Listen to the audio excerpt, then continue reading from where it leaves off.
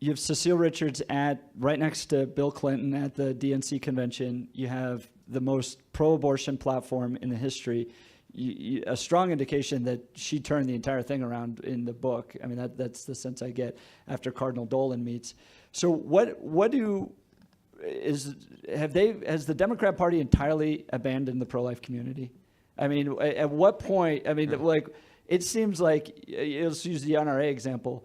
Most Republicans would proudly say that they're glad to stand with the Second Amendment, and that's not something they're going to shy away from. So is there any room left in the Democrat Party for pro-lifers? And if so, how does the Democrat Party deal with this? Yeah. Well, so in 2004, after losing again the second time to George W. Bush, Rahm Emanuel took charge of the Democratic Congressional Campaign Committee.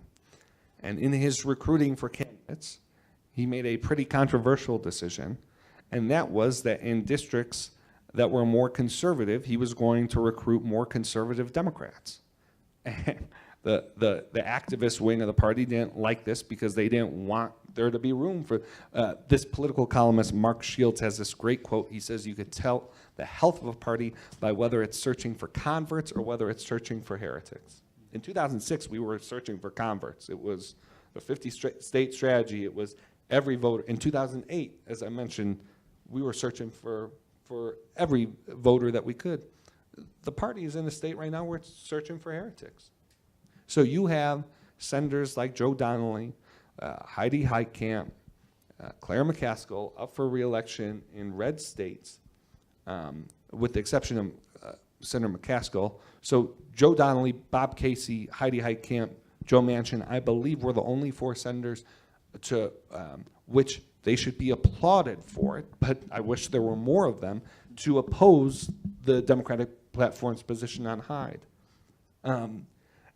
After the 2006 election, we had dozens of pro-life Democrats in Congress. Now they've been eliminated. I think there are 3 in the House.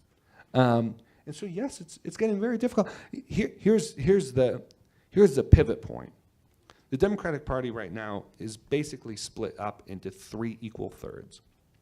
A third white Christian, a third non-white Christian, and a third religiously disaffiliated or from minority faiths. But the minority faith section is a small minority of that third. About 48% of African Americans are pro-life. Just under half of Hispanics are pro-life. You have party leaders increasingly saying that the base of our party are from diverse communities. So at some point, you would think, especially after we just lost an election, if you listen to the rhetoric of NAACP and National Council of La Raza, these of a president who is directly a threat to their interests, you would think that there will be a presenting moment